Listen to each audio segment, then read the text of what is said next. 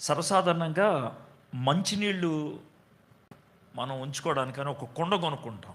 కుండ కుండ కొన్నప్పుడు అది మంచిదా కాదా అనటానికి 2 పద్ధతులు ఉంటాయి.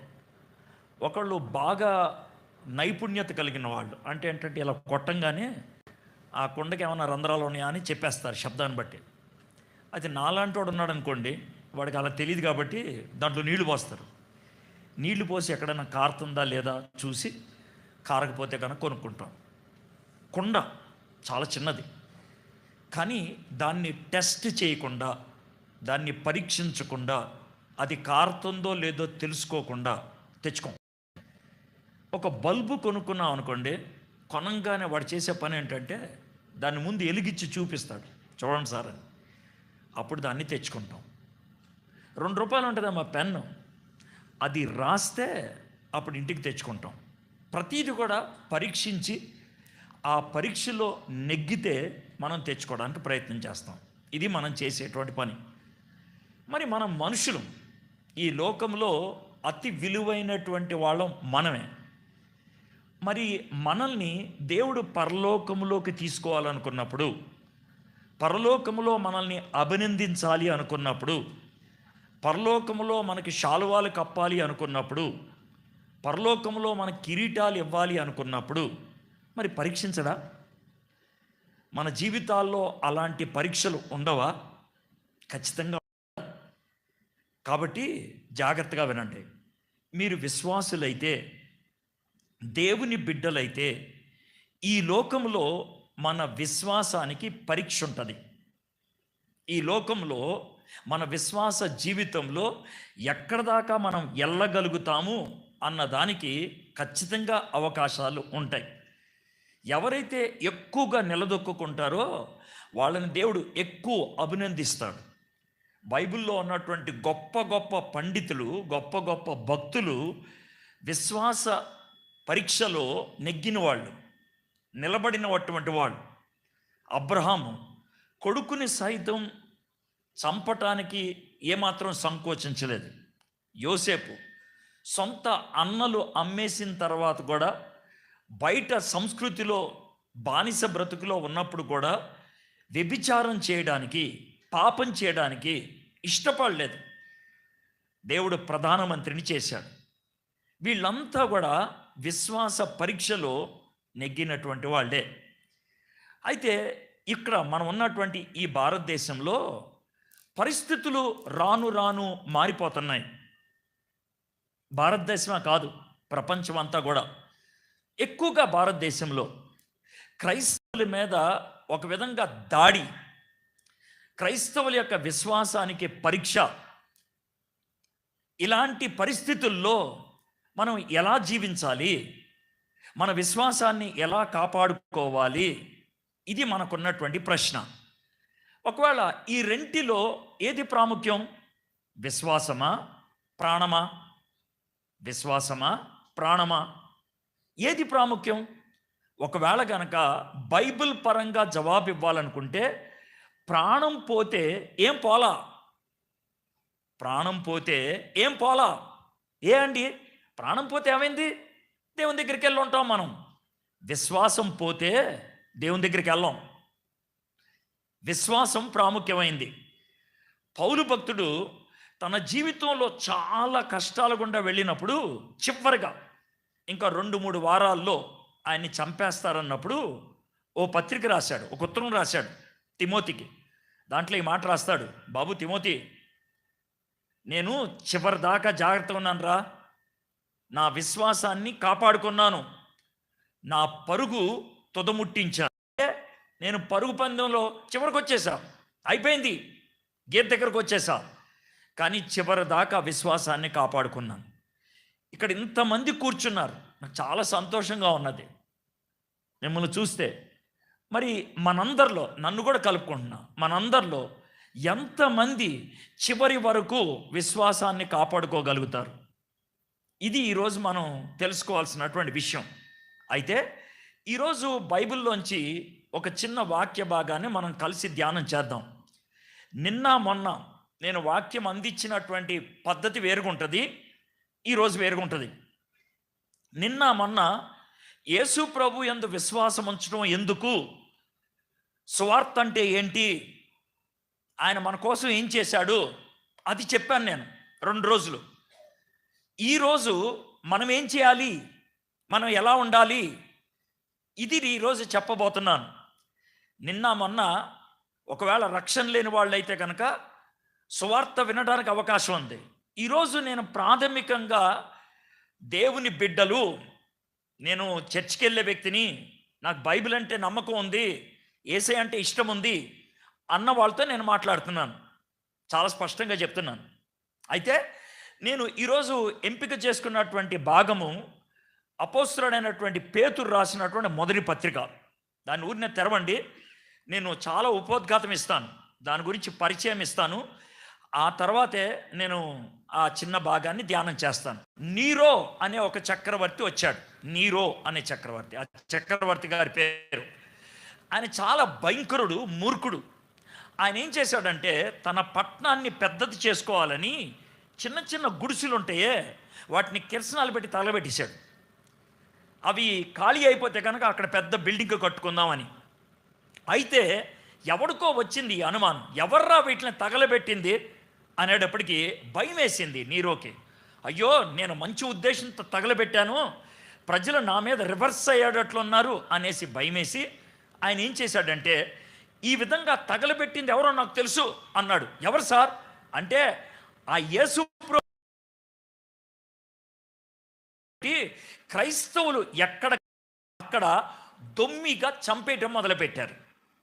ఆ విధంగా చంపడానికి అప్పట్లో ఒక పద్ధతి ఉపయోగించారంట. ఒక చరిత్రకారుడు ఇసుబియస్ అనేటువంటి ఆయన, టాసిటస్ అనేటువంటి ఆయన, వీళ్ళు ఎవరు సార్ అంటే వాళ్ళ పేర్లు అవి. వాళ్ళు చరిత్ర పుస్తకాల్లో రాసుకుంటూ వచ్చారు. ఎలాగంట, మనుషులనంట నూనె డబ్బాలో ఇలా ముంచి బయటికి తీసేవాళ్ళంట. నూనె డబ్బాలో తీసి చెట్టుకేసి వేలాడి తీసేవాళ్ళు. సాయంత్రం 6:30-7 గంటలకి చీకట పడతా ఉంటే వాళ్ళని కింద అగ్గిపుల్ల పెట్టి కానీ లేకపోతే క్యాండిల్ పెట్టి కానీ వెలిగించేవాళ్ళంట మనిషిని. వాళ్ళకు నూనె ఉంటుందిగా చుట్టూ, ఆ నూనెకి వాళ్ళు కాలుతూ ఉంటే, అరుస్తూ ఉంటే సాయంత్రం కొద్దిసేపు వాళ్ళకి వీధి దీపాల్లాగా పనిచేసేవాళ్ళంట. వాళ్ళు కాలినంతసేపు వీధి దీపంలాగా ఉండేటువంటి వాళ్ళు ఆ విధంగా అరుస్తుంటే దీపావళి పండగ చేసుకున్నట్లు చేసుకునేవాళ్ళంట. ఆ విధంగా 1000 మందిని చంపేయటం మొదలుపెట్టారు. అలాంటి పరిస్థితుల్లో పేతురు భక్తుడు రోమ్ పట్టణంలో ఉన్నాడు. చాలా చోట్ల సంఘాలు స్థాపించుకుంటూ వెళ్ళాడు. అయితే ఆయన ఏమనుకున్నాడంటే, అయ్యో, ఈ సంఘాల్లో ఉన్నటువంటి విశ్వాసులకి భయం పట్టుకుంటుందే, ఎలాగా అని ఒక ఉత్తరం రాద్దామని అనుకున్నాడు. ఆయన హిబ్రూ భాష మాట్లాడేవాడు. ఎవరు? పేతురు. అయితే అప్పుడున్నటువంటి వాళ్ళంతా కూడా గ్రీకు భాష మాట్లాడేవాళ్ళు. ఆయనకి గ్రీకులో రాయటం రాదు అంత బాగా. పక్కన ఒక కుర్రోడు ఉన్నాడు, ఆ కుర్రోడి పేరు సిల్వానస్.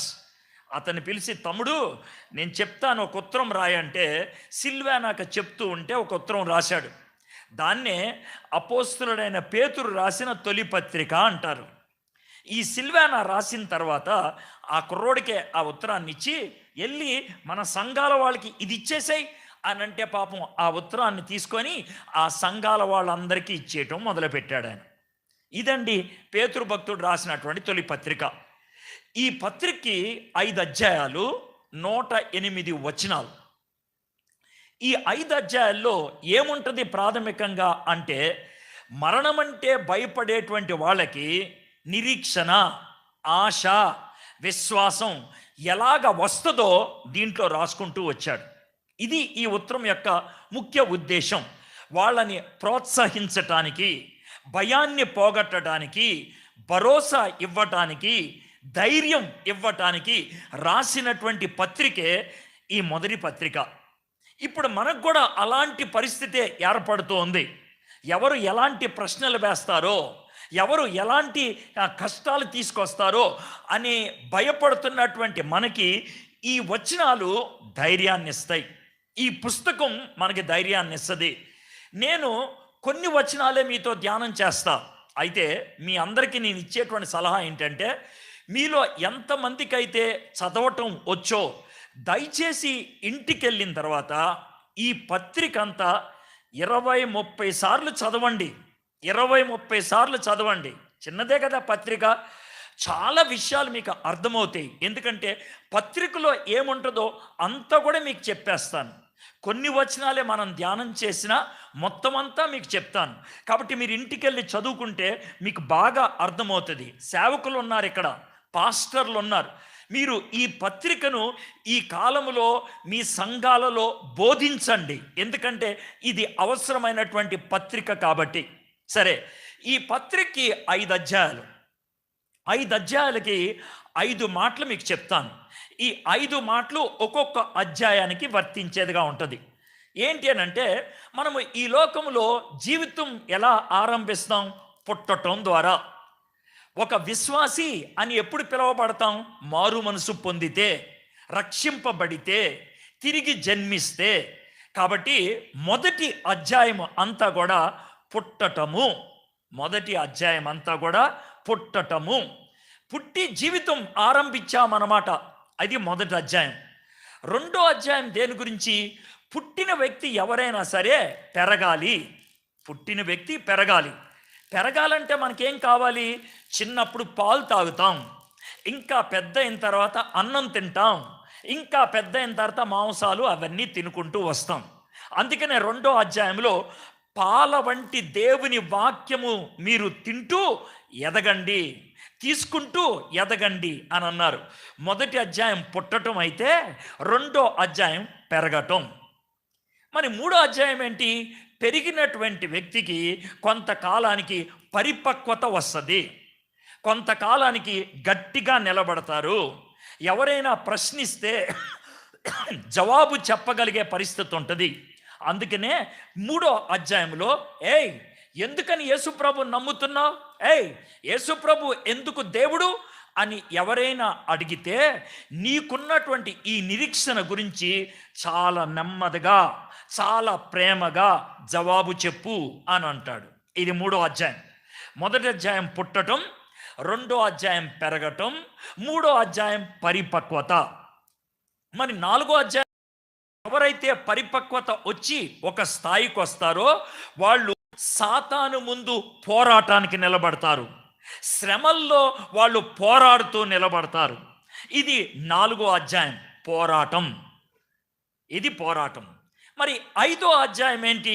ఈ విధంగా పోరాడి పోరాడి గట్టిపడిపోతారు, పటిష్టతలోకి వెళ్తారు. 5 పదాలు చెప్తున్నాను, అన్నీ కూడా పా అనే అక్షరంతో మొదలవుతాయి, సులభంగా గుర్తుపెట్టుకోవచ్చు. మొదటి అధ్యాయం పుట్టటం, రెండో అధ్యాయం పెరగటం, మూడో అధ్యాయం పరిపక్వత, నాలుగో అధ్యాయం పోరాటం, ఐదో అధ్యాయం పటిష్టత. ఇవి 5 అధ్యాయాలు, 108 వచనాలు. ఈ 5 అధ్యాయాల్లో ప్రాథమికంగా నిరీక్షణ గురించి మాట్లాడుతున్నాడు. ఆయన ప్రోత్సహిస్తూ మాట్లాడుతున్నాడు, ధైర్యాన్ని ఇవ్వడానికి ప్రయత్నం చేస్తున్నాడు. ఒక విశ్వాసికి ఉండాల్సినటువంటి ప్రాథమికమైనటువంటి విషయాల గురించి చెప్తూ ఉన్నాడు. రెండో పుస్తకం గురించి కూడా ఒక చిన్న మాట చెప్తాను. పేతురు భక్తుడు రెండో పత్రిక కూడా రాశాడు. ఈ పత్రికకి 3 అధ్యాయాలే. సిల్వానా మొదటి ఉత్తరం పట్టుకొని వెళ్ళిపోయిన తర్వాత కొన్ని రోజులకి రెండో ఉత్తరం రాయాలనిపించింది. మరి సిల్వానా లేడు కదా, ఇప్పుడు ఎవరు రాస్తారు? మార్క్ అనే ఒక కుర్రాడు ఉన్నాడు. బాబు మార్కెట్రా, సిల్వానా వెళ్ళిపోయాడు కానీ నేను చెప్తాను, నువ్వు రాయ్ అని అంటే మార్క్కి చెప్తూ ఉంటే రెండో పత్రిక రాశాడు. మొదటి పత్రిక ప్రోత్సహిస్తూ రాశాడు, రెండో పత్రిక ఆయన జాగ్రత్త చెప్తూ రాశాడు. మొదటి పత్రిక బయట నుంచి వచ్చేటువంటి దాడుల గురించి రాశాడు, రెండో పత్రిక లాన్ నుంచి వచ్చేటువంటి తప్పుడు బోధల గురించి రాశాడు, లాన్ నుంచి వచ్చేటువంటి విభజనల గురించి రాశాడు.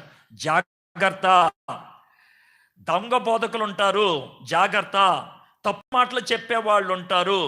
కాబట్టి సంఘములోనే మనకి శత్రువులు పుట్టుకొస్తూ ఉంటారు, జాగ్రత్త అని చెప్పుకుంటూ వచ్చాడు.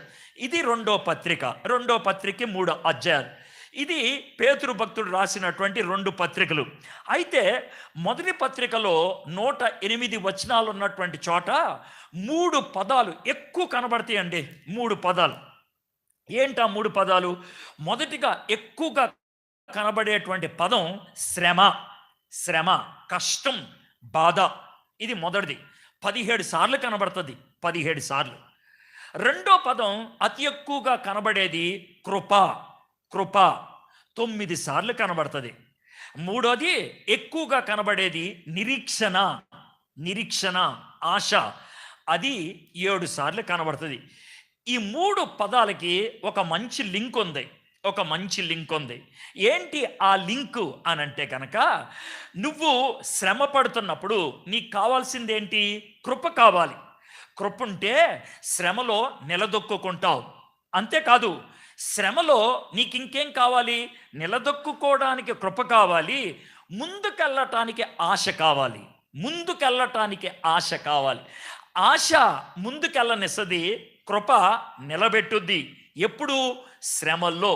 అందుకనే శ్రమ, కృప, నిరీక్షణ, ఈ 3 కూడా ఈ పుస్తకంలో లేకపోతే ఈ పత్రికలో చాలా ఎక్కువ సార్లు కనబడుతూ ఉంటుంది. మీలో ఎవరైనా ఏ కారణం చేతైనా బాధల గుండా వెళ్తున్నట్లయితే, శ్రమల గుండా వెళ్తున్నట్లయితే, కష్టాల గుండా వెళ్తున్నట్లయితే ఈ పత్రిక చదవండి, మీకు చక్కటి ఆదరణ దొరుకుద్ది. దేవుడు చక్కగా ఈ మాటల ద్వారా మిమ్మల్ని ఆదరిస్తాడు.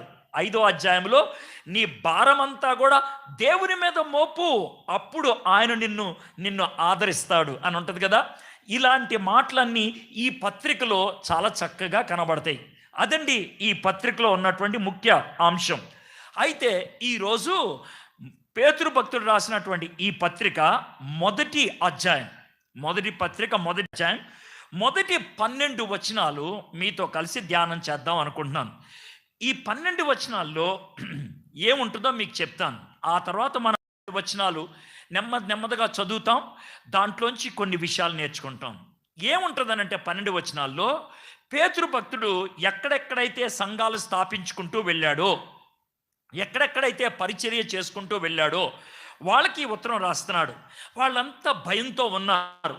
ఎవరైనా కాల్చి చంపేస్తారేమో, ఎవరైనా సింహాల బోన్లో పడేస్తారేమో, ఎవరైనా కుక్కలకి మమ్మల్ని అప్పగించేస్తారేమో, ఎవరైనా మమ్మల్ని సిలువెక్కించేస్తారేమో అని భయంగా ఉంటున్నప్పుడు పేతురు వాళ్ళకి ఈ ఉత్తరం రాసి, భయపడొద్దు, మరణం రావచ్చు, భయపడొద్దు, శ్రమ రావచ్చు, భయపడొద్దు. ఏం మాటయా బాబు, మరణం వస్తుందంటే భయపడొద్దంటావే, శ్రమ వస్తుందంటే భయపడొద్దంటావే, ఎలాగ ఇది సాధ్యం? ఎలా భయపడకుండా ఉండాలి అంటే దేవుడు కాపాడ్డా అనేది కాదు, దేవుడు కొంతమందిని కాపాడకుండానే వదిలేస్తాడు. అంటే దేవుడికి నా మీద కోపమా? కాదు. దేవుడు నేను పాపం చేశానని శిక్ష పెట్టాడా? కాదు. ఒకవేళ మనకి అనుకోకుండా మరణం వస్తే అది శిక్ష అనుకుంటే పొరపాటు. ఎందుకో చెప్పంటారా? యేసు ప్రభుకున్నటువంటి 12 మంది శిష్యుల్లో ఒక శిష్యుడు ఉరేసుకొని చచ్చాడు, ఆయన ఇస్కరియోతు యోధ. ఇంకొక శిష్యుడు మాత్రమే 104 సంవత్సరాలు బతికి ముసలోడుగా చచ్చిపోయాడు. ఆయన ఎవరంటే యోహాను.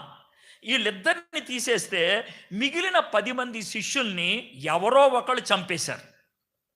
మరి మిగిలిన వాళ్ళని 10 మందిని కూడా చిత్రహింసలు పెట్టి చంపేశారు కదా. వాళ్ళు ఏ పాపం చేస్తే ఆ విధమైన చావు వచ్చింది? అది తప్పు. కాబట్టి చావు నా పాపపు జీవితానికి నిదర్శనము కాదు, విశ్వాసానికి కూడా కారణం కావచ్చు. ఎవరైతే బాగా విశ్వసిస్తారో వాళ్ళకి ఎక్కువ పరీక్షలు ఉంటాయి. మీకు ఒక్క మాట చెప్తాను. ఒకవేళ 2 మిత్రులు ఉన్నారనుకోండి, వాళ్ళిద్దరూ కూడా చదువుకునేటువంటి వాళ్ళు, ఇద్దరు కూడా ఒకటే బడిలో చదువుకునేటువంటి వాళ్ళు, పెద్దోళ్ళు అయిపోయారు. ఒక ఆయనేమో పెద్ద ఆఫీసర్ అయ్యాడు, ఇంకో ఆయనేమో ఆ ఆఫీసులో టీలు అందిస్తూ ఉంటాడే వాడయ్యాడు. ఒక ఆయనేమో పెద్ద ఆఫీసర్ అయ్యాడు, ఇంకో ఆయనేమో టీలు అందించేవాడయ్యాడు. ఇద్దరు కూడా ఒకే బడిలో చదువుకున్నారు. అయితే ఇప్పుడు నా ప్రశ్న ఏంటనంటే, ఈ ఇద్దరిలో పెద్ద ఆఫీసర్ అయిన వాడు ఎక్కువ పరీక్షలు రాశాడా, టీ అందించేవాడు ఎక్కువ పరీక్షలు రాశాడా? మీరే చెప్పండి. ఇప్పుడు మీకు అర్థమైందా? ఎవరైతే ఎక్కువ పరీక్షలు రాస్తారో వాళ్ళు ఎక్కువ పైకి వెళ్తారు కదా. ఈ లోకంలో పెద్ద ఆఫీసర్ అవ్వాలంటే పెద్ద పరీక్షలు రాయాలి. అదేవిధంగా విశ్వాస జీవితంలో మనం పెద్దోళ్ళు అవ్వాలంటే పెద్ద పరిస్థితులు గుండా మనం వెళ్ళాల్సిందే. కుర్చీ మీద కూర్చొని ఎవడో పెద్దోడు అవడో, దుప్పడు కప్పుకొని పడుకొని ఎవరో పెద్దోళ్ళు అవరో, అర్థమైందా మీకు? కాబట్టి పేతురు భక్తుడు ఆ విషయాన్ని చెప్తున్నాడు. అయ్యా, కొంతమందికి ఆధిక్యత ఉంటుంది. ఏంటి ఆధిక్యత? దేవుని కోసం, విశ్వాసం కోసం హతసాక్షులైపోయేటువంటి ఆధిక్యత కొంతమందికే ఉంటుంది. అందరికి ఉండదు, కొంతమందికే ఉంటుంది. మీకు ఒక ఆయన గురించి చెప్తానే. ఆయన పేరు విలియం టిండేల్. ఈ విలియం టిండేల్ అనేటువంటి ఆయన బైబిల్ని తర్జుమా చేస్తూ ఉంటే కొంతమంది పట్టుకొని, ఏయ్, ఎందుకురా బైబిల్ తర్జుమా చేస్తున్నావు అని అంటే, నాకు దేవుడిచ్చినటువంటి పిలిపిది, నేను బైబిల్ తర్జుమా చేస్తా, అందరికీ అర్థం అవ్వాలి కదా, ఇది దేవుని వాక్యం కదా, నేను తర్జుమా చేస్తా అని అన్నాడు. ఏయ్ నోర్మి అనేసి అతన్ని పట్టుకొని ఇలాగా ఒక దూలం ఉంటుందే, ఆ దూలానికి ఆయన్ని కట్టేశారు. దేంతో కట్టేశారు తెలుసా? జాగ్రత్త వినండి. ఒక దున్నపోతుని చంపి ఆ దున్నపోతుకుండే నరం ఉంటుందే, ఆ నరంతో కట్టేశారంట. కట్టేసి చుట్టూ ఏమంటారంటే గడ్డేశారంట. గడ్డేసి ఆ గడ్డిని కాల్చారు. ఆ గడ్డి వేడికి మనోడు ఉడికిపోతూ ఉన్నాడు. ఆ గడ్డి వేడికి ఆ చుట్టూ ఉన్నటువంటి నరం బిగుసుకుపోతా ఉంటే పేక నొక్కుకుపోయి, పొట్ట నొక్కుకుపోయి, అన్నీ కూడా నొక్కుపోయి ఉడికిపోయి ఆయన చచ్చిపోతుంటే చివరికి ఆయన చేసినటువంటి ప్రార్థన ఏంటంటే, ప్రభా, రాజుగారి కళ్ళు తెరువు ప్రభా, రాజుగారి కళ్ళు తెరువు ప్రభా అని ప్రార్థన చేసి చచ్చిపోయాడు. కానీ చంపే వాళ్ళని బూతులు తిట్లా, చచ్చిపోయేటప్పుడు అమ్మో బాబో అని అనలా. విలియం టిండేల్ ఆ విధంగా ఇంగ్లాండ్ దేశపు రాజు కళ్ళు తెరువు ప్రభా అని ప్రార్థన చేసి చచ్చిపోతే 1536 సంవత్సరంలో చచ్చిపోతే 3 సంవత్సరాల్లో 1539లో రాజుగారు కళ్ళు తెరుచుకొని ఆయన ఏం చేశాడు తెలుసా? రే, బైబిల్ తర్జుమా చేయండి రా అని చెప్పాడు. ఈయన చచ్చిపో పరిస్థితులు ఇక్కడికి సువార్త వచ్చినప్పుడు లేదు. సువార్త తీసుకొచ్చిన వాళ్ళు నడుచుకుంటూ వెళ్ళారు, చాలా దూరం ప్రయాణం చేశారు. నేను పోయిన సంవత్సరం ముంచింపుట్టు ఆ ప్రాంతంలో పరిచర్య చేయడానికి వెళ్ళాను. 3 రోజుల్లో 21 గంటలు నడిచాను. నేను 43 గ్రామాలకు వెళ్ళి సువార్త బోధించాను. అయితే నాకు అలవాట్లేదు కదా, 3 రోజుల్లో 21 గంటలు నడిస్తే ఇంటికి వచ్చి 6 రోజులు పడుకున్నాను నేను, ఎందుకంటే నాకు అలవాట్లేదు కాబట్టి. కానీ మీ దగ్గరకు వచ్చినటువంటి మిషనరీలు అలాగా కాదు, వాళ్ళు ఇక్కడ దివ్యమైనటువంటి పరిచర్య చేశారు. 1997 సంవత్సరంలో మొట్టమొదటిసారిగా ఈ ప్రాంతానికి నేను వచ్చాను. దముకు అనేటువంటి ప్రాంతంలో నా మిత్రుడు ఉండేవాడు, కనకరాజని. అతను పిలిస్తే వచ్చాను. ఆ కనకరాజు పిలిచినప్పుడు వచ్చి ఆయన కొన్ని ప్రాంతాలకి మమ్మల్ని తీసుకొని వెళ్ళినప్పుడు వాక్య పరిచర్య చేశాను. కనకరాజు ఇక్కడ పరిచర్య చేయడానికి వచ్చి ఇక్కడ పరిచర్య చేస్తున్నప్పుడు జబ్బు చేసి యవ్వన వయసులో 30 ఏళ్లకు ముందే చచ్చిపోయాడాయన. ఆయన ప్రాణం పెట్టాడాయన. నాకు తెలిసింది ఒకళ్ళే, తెలియని వాళ్ళు ఎంతేం తెలుసా? దేవుని కోసం నేను బతకాలి, నా విశ్వాసానికైనా తెగించాలి. ఆ విధమైనటువంటి ధైర్యాన్ని చెప్పుతూ రాసినటువంటి పత్రికలో ఈ మొదటి 12 వచనాల్లో, జాగ్రత్తవనండి, మొదటి 12 వచనాల్లో మనము మరణ భయము చుట్టూ ఉన్నప్పుడు, మనల్ని బాధ పెట్టే వాళ్ళు చుట్టూ ఉన్నప్పుడు, ఏమాత్రం కూడా సంతోషం లేనటువంటి పరిస్థితులు బయట ఉన్నప్పుడు 7 కారణాలు ఇస్తున్నాడు మనం ఎందుకు ధైర్యంగా ఉండాలి అని. 7 కారణాలు. ఆ 7 కారణాలు మీకు అర్థమయ్యే విధంగా నేను చెప్పడానికి ప్రయత్నం చేస్తాను. పేతురు భక్తుడు రాసినటువంటి తొలి పత్రిక మొదటి అధ్యాయము మొదటి 2 వచనాలు చదువుతాను. ఈ 2 వచనాల్లోనే మనకి 3 కారణాలు కనబడతాయి. కాబట్టి మొదటిసారి చదువుతా, నెమ్మదిగా చదువుకుంటూ వెళ్తాను. యేసుక్రీస్తు అపోస్తలుడైన పేతురు, తండ్రి అయిన దేవుని భవిష్యత్ జ్ఞానమును బట్టి ఆత్మ వలన పరిశుద్ధత పొందిన వారై విధేయులగుటకును యేసుక్రీస్తు రక్తం వలన ప్రోక్షించబడుటకును ఏర్పరచబడిన వారికి, అనగా పొంతు, గలతియా, కపదోకియా, ఆసియా, బితునియా అను దేశములందు చెదరిన వారిలో చేరిన యాత్రికులకు శుభమని చెప్పి రాయినది మీకు కృపయు సమాధానమును విస్తరిల్లును గాక. అయితే ఈ 2 వచనాలు చూస్తే మనకి ఈ 2 వచనాల్లో పేతురు రాస్తున్నాడని తెలుస్తుంది. ఎవరికి రాస్తున్నాడు? 5 సంఘాల వాళ్ళకి రాస్తున్నారు. 5 సంఘాలు. ఈ 5 సంఘాలు 5 ప్రాంతాల్లో ఉన్నాయి. పొంతు, గలతియా, కపదోకియా, ఆసియా, బితునియా. ఈ 5 ప్రాంతాల వాళ్ళకి పేతురు రాస్తున్నాడు. అయితే పేతురు భక్తుడు ఎవరిని బట్టి రాస్తున్నాడు? ముగ్గురిని బట్టి రాస్తున్నాడు. ఎవరు ఆ ముగ్గురు? చూద్దాం. యేసుక్రీస్తుని బట్టి రాస్తున్నాడు. రెండోది తండ్రి అయిన దేవుని భవిష్యత్ జ్ఞానమును బట్టి రాస్తున్నాడు. మూడోది ఆత్మ వలన పరిశుద్ధత పొందిన వారి కోసం రాస్తున్నాడు. ఇక్కడ ముగ్గురు గురించి రాస్తున్నాడు. ఎవరు ఆ ముగ్గురు? తండ్రి, కుమార, పరిశుద్ధాత్మ. ముగ్గురు గురించి రాస్తున్నాడు. జాగ్రత్తగా వినాలి. ఏంటి అనంటే, క్రైస్తవులంగా మనం నమ్మేది ఏంటి అనంటే, మన దేవుడు ఒక్కడే. ఆ ఒక్కడే ఉన్నటువంటి దేవుడు ముగ్గురుగా ఉంటున్నాడు. ఒకటై ఉన్నటువంటి దేవుడు ముగ్గురుగా ఉంటున్నారు. ఎవరండి వాళ్ళ ముగ్గురు? తండ్రి, కుమార, పరిశుద్ధాత్మ. సార్, ఒకటి అంటున్నారు, ముగ్గురు అంటున్నారు, ఎలాగండి? ఇది మీకు వచ్చేటువంటి ప్రశ్న. చాలా సులభతరంగా చెప్తాను. ఎలాగనంటే, ఇప్పుడు ఇది పట్టుకోండి సార్, బైబిల్ సార్, ఇది పట్టుకోండి సార్.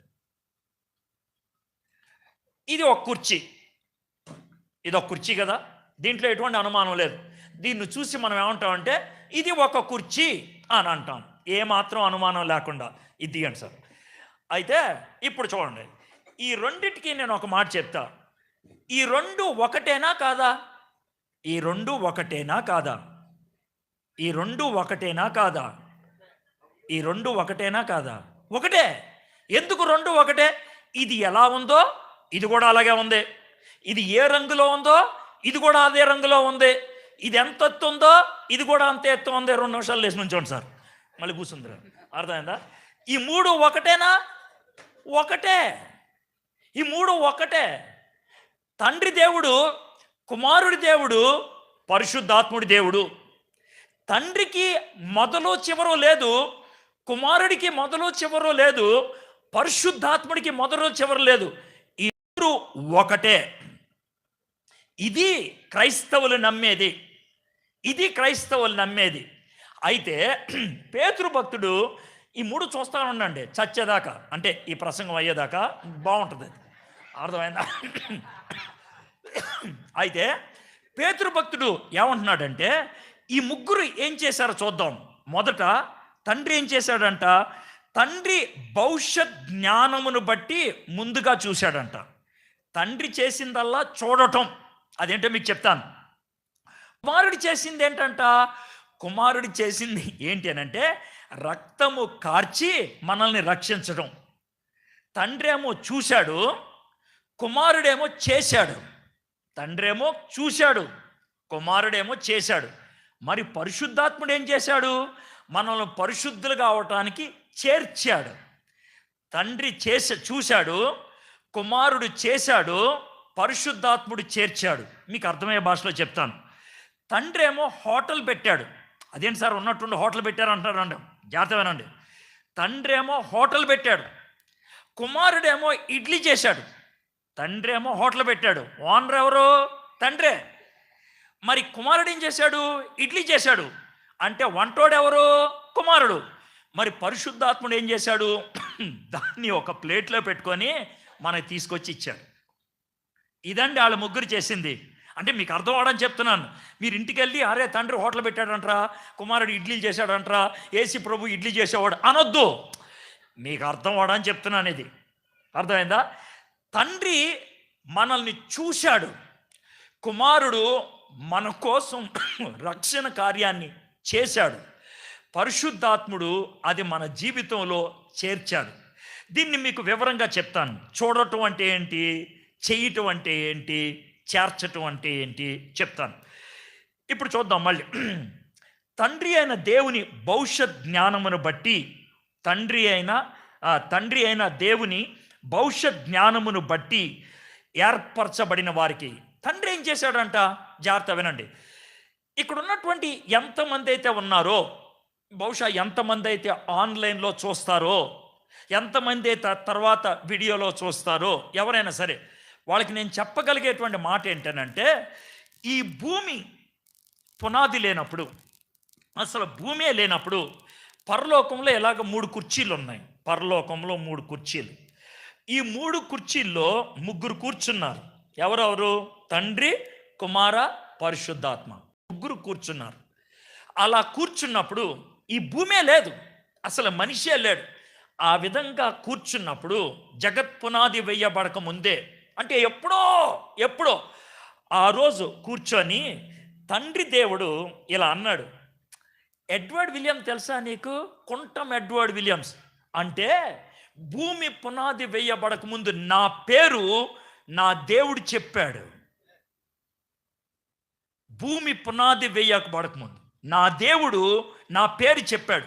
సార్, మీ ఒక్కళ్ళ పేరే చెప్పాడా? లేదు, ఇక్కడ ఎవరైతే వాక్యం వింటున్నారో వాళ్ళందరి పేర్లు చెప్పారు. అందుకే మీరు వచ్చి కూర్చున్నారు, లేకపోతే వచ్చిండేవాళ్ళు కాదు. మీరు దేవుడు ఈరోజు మిమ్మల్ని ఇక్కడ కూర్చోపెట్టి ఈ మాట మీకు ఎందుకు చెప్తున్నాడు తెలుసా?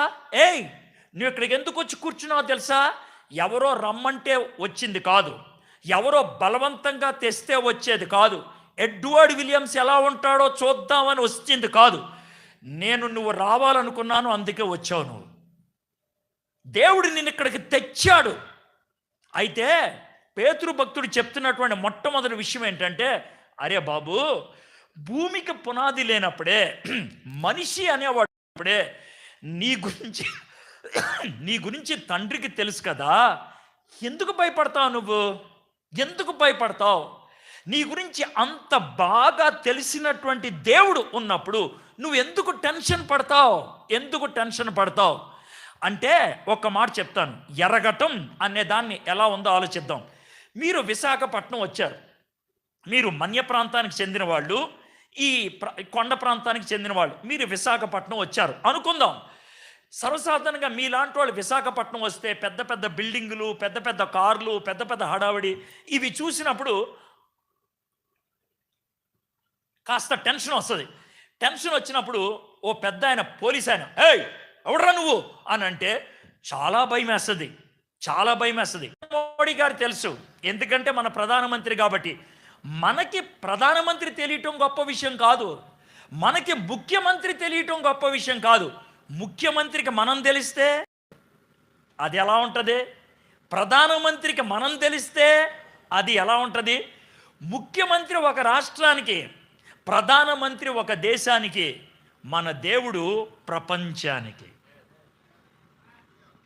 ఈ ప్రపంచాన్ని సృష్టించిన దేవుడు నిన్ను పేరు పెట్టి పిలుస్తాడు. ప్రపంచాన్ని సృష్టించిన దేవుడు, అరే బాబు, అమ్మాయి, నువ్వు ఎప్పుడు పుట్టావో తెలుసు, ఎక్కడ పుట్టావో తెలుసు, నీ గురించి నాకంతా తెలుసు అని చెప్తే ఎంత ధైర్యం వస్తుందండి. కాబట్టి పేతురు భక్తుడు ఇక్కడ చెప్తున్న మాట మళ్ళీ చదువుతాను చూడండి. తండ్రి అయిన దేవుని భవిష్యత్ జ్ఞానమును బట్టి ఏర్పరచబడిన వారికి, తండ్రి అయిన దేవుని భవిష్యత్ జ్ఞానమును బట్టి, ఇక్కడ కూర్చున్నటువంటి ప్రతి ఒక్కరితో నేను చెప్పగలిగే మాట ఇదే. దేవుడు నిన్ను ఏర్పరచుకున్నాడు, అందుకో ఈరోజు ఈ వాక్యాన్ని వింటున్నావు. దేవుడు నీ ఆయన పలికాడు, అందుకే ఈరోజు ఈ మాటలు వింటూ ఉన్నాడు. తండ్రి నిన్ను చూశాడు. ఎప్పుడు? మీ అమ్మ పుట్టకముందు. ఎప్పుడు? మీ అమ్మ పుట్టకముందు. ఎప్పుడు? మీ అమ్మ పుట్టకముందు. ఎప్పుడు? ఈ భూమి పుట్టకముందు నిన్ను చూశాడు. ఇది మొదటి విషయం. ఆ తర్వాత రెండోది ఏంటో చూద్దాం. యేసుక్రీస్తు అపోస్తలుడైన పేతురు తండ్రి అయిన భవిష్యత్ జ్ఞానమును బట్టి ఆత్మ వలన పరిశుద్ధత పొందిన వారై దేవులగుటకును, యేసుక్రీస్తు రక్తము వలన ప్రోక్షింపబడుటకును. తండ్రి చూశాడు, మరి కుమారుడు ఏం చేశాడు? రక్తాన్ని ప్రోక్షించాడంట. జాగ్రత్తవనండి, రక్తాన్ని ప్రోక్షించాడు అనే మాట కొన్నిసార్లు మనకు అర్థం కాదు, ఎందుకంటే మనం రోజు ఉపయోగించే పదం కాదు. మరి దీన్ని ఎలా అర్థం చేసుకోవాలి? రక్తాన్ని ప్రోక్షించటం అంటే ఎలా అర్థం చేసుకోవాలి? ఇది యూదులు అంటే బైబిల్లో వాళ్ళు ఎలా అర్థం చేసుకున్నారు చూద్దాం. పూర్వకాలంలో యూదులు మందిరానికి వెళ్ళేవాళ్ళు, దేవాలయానికి వెళ్ళేవాళ్ళు. బైబిల్లో ఏమని ఉంటుందంటే, దేవాలయానికి వెళ్ళే ముందు నిన్ను నువ్వు ఒకసారి జాగ్రత్తగా పరీక్షించుకో అని ఉంటుంది. ఎందుకనంటే అప్పటి కాలంలో, ఇప్పుడు కాదు, అప్పటి కాలంలో దేవాలయంలోకి వెళ్ళేటప్పుడు కాళ్ళకి దెబ్బలు తగిలినా, చేతులకి దెబ్బలు తగిలినా, గజ్జి కురుపులున్నా, ఎక్కడి నుంచైనా రక్తం వస్తున్నా మందిరంలోకి వెళ్ళకూడదు. అప్పుడు వెళ్ళకూడదు. అప్పట్లో, ఇప్పుడు కాదు అప్పుడు వెళ్ళకూడదు. అందుకనే ఎవరి కాళ్ళు జాగ్రత్తగా చూసుకొని, నాకు ఎక్కడైనా దెబ్బ ఉందా, నాకు ఎక్కడైనా గజ్జు ఉందా, నాకు ఎక్కడైనా కురుపు ఉందా అని చూసుకొని, ఒకవేళ ఉంటే కనుక మందిరానికి వెళ్ళకూడదు. ఉదాహరణకి చెప్తాను. నేను స్నానం చేస్తున్నాను, కొద్దిసేపు నాకు మందిరానికి వెళ్దా అని స్నానం చేస్తుంటే చూశాను, ఇక్కడ నాకు కురుపు వచ్చింది, ఇక్కడ నాకు దెబ్బ తగిలింది. నేను అప్పుడేం చేయాలి? మందిరానికి వెళ్ళకూడదు. నేను మందిరానికి వెళ్ళలేదు అనుకోండి, యాజకుడు అంటే మన భాషలో పాస్టర్ గారికి కోపం వస్తుంది, ఎందుకు రాలేదు మందిరానికి అని. అందుకనే ఆయన కోపం రాకుండా ఉండటానికి నేను ముందే ఆయన చెప్పాను, అయ్యగారు నేను మందిరానికి రాను సార్, దేవాలయానికి రాను సార్.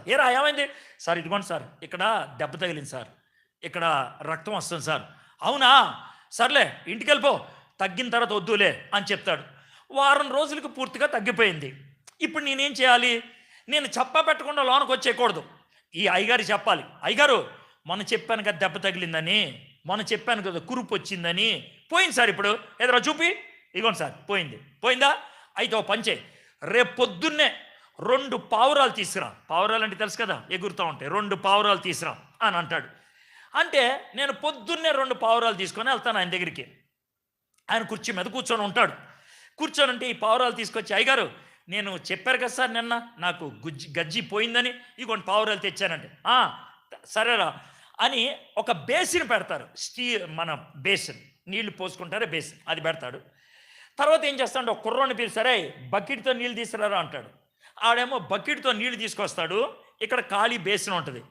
ఈ పూజారి గారు లేకపోతే పాస్టర్ గారు లేకపోతే యాజకుడు ఏం చేస్తాడంటే, పావురం ఒకదాన్ని తీసుకొని పేక కోసేస్తాడు.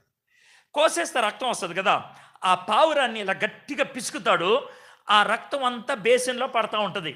అప్పుడు కుర్రోని పిలిచి, నీళ్లు పోయిరా అని అంటాడు. అప్పుడు పావురం మీద ఇలా నీళ్లు పోస్తూ ఉంటే రక్తము నీళ్లు కలిసి బేసిన్ అంతా కూడా ఎర్రగా అయిపోతుంది అన్నమాట. ఆ తర్వాత రక్తం అంతా పిండిన తర్వాత పావురాన్ని ఇసిరేస్తాడు. నేను 2 పావురాలు తెచ్చాను కదా, ఇప్పుడు 2వ పావురం నా దగ్గర ఉంటుంది. ఈ 2వ పావురాన్ని ఇప్పుడు తీసుకుంటారు పాస్టర్ గారు. ఆయన ఏం చేస్తాడంటే, ఈ 2వ పావురాన్ని చంపడు, 2వ పావురాన్ని కొయ్యడు. ఈ 2వ పావురాన్ని ఈ రక్తము నీళ్లు కలిసిన బేసిన్లో ఇలా ముంచుతాడు. ముంచితే తెల్ల పావురం ఎర్రగా అయిపోద్ది.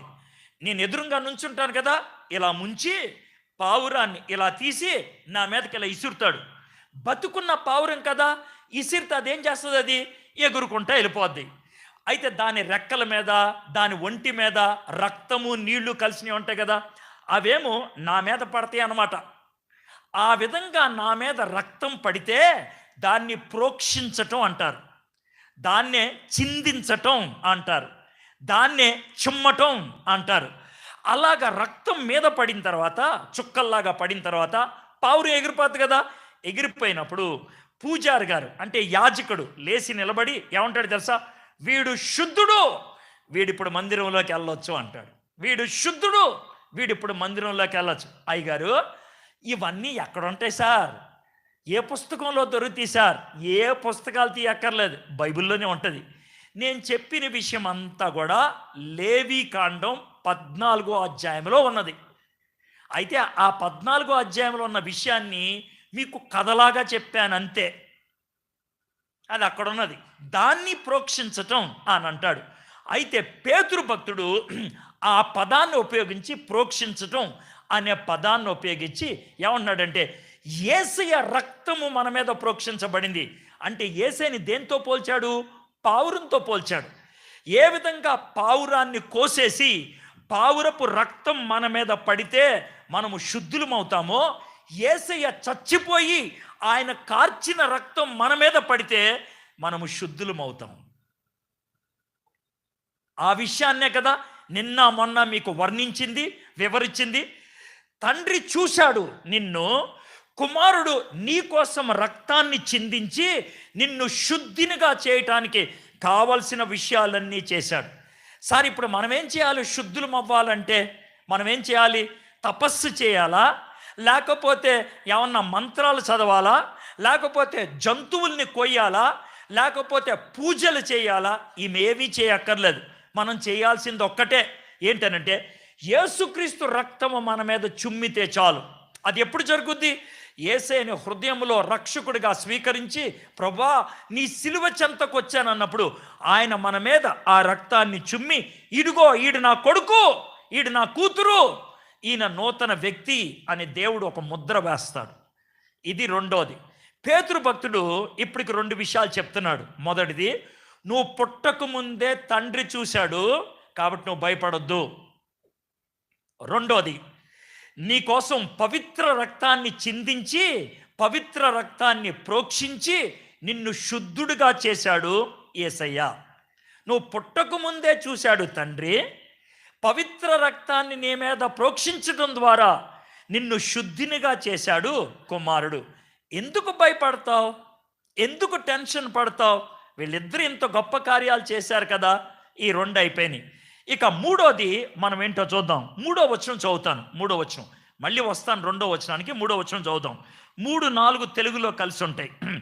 మన ప్రభువుకు యేసుక్రీస్తు తండ్రి అయిన దేవుడు స్తుతింపబడును గాక. మృతులలో నుండి యేసుక్రీస్తు తిరిగి లేచుట వలన జీవముతో నిరీక్షణ మనకు కలుగునట్లు, అనగా అక్షయమైనదియు నిర్మలమైనదియు వాడబారదినైన స్వాస్థ్యము మనకు కలుగునట్లు ఆయన తన విశేష కనికరము చొప్పున మనలను మరల జన్మింపచేశాను. యేసయ్య సిలువ మీద చచ్చిపోవటం ద్వారా మనల్ని పరిశుద్ధులుగా చేశాడు. ఆయన ఒకవేళ చచ్చిపోయి అలాగ అంతమైపోయి ఉంటే మనకు ధైర్యం వచ్చిండేదా? వచ్చుండేది కాదు. నిన్న 1:20 మాట్లాడాను. దేని గురించి? చావు జీవితానికి అంతం కాదు అని. దేని గురించి? చావు తర్వాత నిత్యత్వం ఉంటుంది అని. దేని గురించి? చావు తర్వాత నిత్యత్వం గురించి భరోసాగా మాట్లాడిన ఒక ఆయన ఉన్నాడు, ఆయన యేసయ్య అని. ఎందుకు మాట్లాడాడైనా? మరణంపై విజయాన్ని సాధించాడు. నీకెలా తెలుసు? ఆయన 3 తెరిచాడు. ఏమేమి తెరిచాడు? సమాధి తెరిచాడు, కళ్ళు తెరిచాడు, మనసు తెరిచాడు. సమాధి తెరిచాడు కాబట్టి చరిత్ర, కళ్ళు తెరిచాడు కాబట్టి వెలిగింపు, మనసు తెరిచాడు కాబట్టి కలుగుతాం. ఈ మృతుల్లోంచి తిరిగి లేచాడు కాబట్టి, మరణంపై విజయాన్ని సాధించాడు కాబట్టి భరోసా, పునరుద్ధానము ద్వారా భరోసా ఇచ్చాడు యేసయ్య. మొదటిది, పుట్టక ముందే తండ్రి నిన్ను చూశాడు, ధైర్యం. పవిత్ర రక్తాన్ని కార్చి నిన్ను శుద్ధినిగా చేశాడు, ధైర్యం. ఇది ఎవరు చేశారు? కుమారుడు. మరి యేసయ్య ఇంకేం చేశాడు? పునరుద్ధానుడై తిరిగి లేవటం బట్టి నీకు గొప్ప ధైర్యాన్ని ఇచ్చాడు. మీకు చిన్న ఉదాహరణ చెప్తాను. మా పెద్ద పాప పేరు షారన్. పెద్ద పాప 2 ఏళ్ళప్పుడు జరిగినటువంటి విషయం. చిన్నది అది. దాన్ని చెయ్యి పట్టుకొని సాయంత్రం రోడ్డు మీద నడుచుకుంటూ వెళ్తాను. కొద్దిసేపు నడిచిన తర్వాత అది చెయ్యి లాగేసుకుంది. ఎందుకంటే దానంతట అదే నడుద్దామని దాని కోరిక. సరే నడవని అని అనుకున్నా. నేను నడుస్తున్నా, ఇది కొంచెం నెమ్మదిగా నడుస్తుంది. ఒకళ్ళిద్దరు ఆమెను ఎత్తుకొని ముద్దు పెట్టుకొని అట్లాగా కొంచెం ఆలస్యం అయిపోయింది. నేను కొంచెం దూరం నడిచిన తర్వాత ఆగి ఇది ఎక్కడుందా అని చూస్తే ఎక్కడో వెనకాల ఉండిపోయింది అంత దూరం. దాని పేరు షారన్. షారన్ రామా అని అన్నా, అంటే రావట్లా. అది ఇలాగే నుంచుంది. నాకు కొంచెం కోపం వచ్చింది. ఎందుకంటే నాతో రమ్మంటే రాకుండా అక్కడే ఆగిపోయింది. ఇప్పుడు నేను మళ్ళీ వెనక్కి వెళ్ళాలని. షారన్ రామా అని అంటే అది ఈసారి ఏం చేసింది తెలుసా? దాని 2 చేతులే ఇలా ఎత్తింది. నాకు ఇంకా కోపం వచ్చింది. నేను పట్టుకొని తీసుకెళ్తానంటే చెయ్యి లాగేసుకొని అక్కడే నుంచుంది అని అనుకుంటే ఏమైందో తెలుసా? దాన్ని చూస్తూ ఇలా కిందకు చూస్తే దాని కాళ్ళ ముందు ఒక మురిక్కాల వెళ్తుంది రోడ్డు మీద. దానికి మురిక్కాలో దాటడానికి చేత కాదు, అందుకనే ఆగిపోయింది. అయితే అది ఏడుస్తుందా? లేదు. భయపడిందా? లేదు. దానికి ఏమన్నా చింతుందా? లేదు. అది అక్కడ నుంచోనుంది. ఏం చేసింది? నేను వెనక్కి తిరిగి చూస్తే పప్పాదా ఈ మురిక్కాలం నువ్వు దాటిచ్చు. దానికి ఎందుకు ధైర్యం? మా పప్ప మురిక్కాలం దాటాడు, మా నాన్న మురిక్కాలం దాటాడు, కాబట్టి నన్ను కూడా మురిక్కాలం దాటిస్తాడు. దింపేస్తే నడుచుకుంటూ వచ్చేసింది. ఎందుకంటే అది దాటలేదు మురిక్కాలవా, నేను దాటగలను. నువ్వు నేను దాటలేము. మరణం ఆయన దాటాడు. మరణం దాటి అవతలకి వెళ్ళాడు కాబట్టి మనకొచ్చే ఏంటి తెలుసా? మరణం మురిక్కాలం లాంటిదే. మా యేసయ్య దాటి వెళ్ళిపోయాడు. నేను యేసయ్య చేయి పట్టుకుంటే ఆయన నన్ను దాటిస్తాడు. పేతురు భక్తుడు ఎంత ధైర్యాన్ని ఇస్తున్నాడో చూడండి. అయ్యా, నువ్వు పుట్టక ముందే నీ పేరు చెప్పాడు తండ్రి, ఎందుకు భయపడతావు? పవిత్ర రక్తాన్ని ప్రోక్షించి నిన్ను శుద్ధినిగా చేశాడు యేసయ్య, ఎందుకు భయపడతావు? పునరుద్ధానం ద్వారా నీలో గొప్ప ధైర్యాన్ని ఆయన పుట్టించాడు, ఎందుకు భయపడతావు? 3 పాయింట్లు అయిపోయాయి ఇప్పటికి. మీరు గుర్తించాలో లేదో, అన్ని పానే అక్షరంతోనే చెప్తున్నా. నువ్వు పుట్టక ముందే చూశాడు తండ్రి, పవిత్ర రక్తాన్ని ప్రోక్షించి శుద్ధినిగా చేశాడు కుమారుడు, పునరుద్ధానము ద్వారా నీకు ధైర్యాన్ని తీసుకొచ్చాడు యేసుక్రీస్తు ప్రభువారు. ఇప్పుడు 4వ విషయం ఏంటో చూద్దాం. 2వ వచనం నుంచి నేను చదువుతాను. 2వ వచనం, ఆత్మ వలన పరిశుద్ధత పొందిన వారై విధేయులగుటకును, ఆత్మ వలన పరిశుద్ధత పొందిన వారై విధేయులగుటకును. తండ్రి చూశాడు, కుమారుడు రక్తాన్ని కార్చి కార్యాన్ని సిద్ధపరిచాడు. మరి పరిశుద్ధాత్ముడు ఏం చేశాడు? మనము విధేయత చూపించడం ద్వారా, మన జీవితంలో అన్వయించటం ద్వారా అది మనకి వర్తించేటట్లు చేశాడు, మనలో పని చేసేటట్లు చేశాడు. అది ఎలా ఉంటుందనంటే, నాకు జ్వరం వచ్చింది.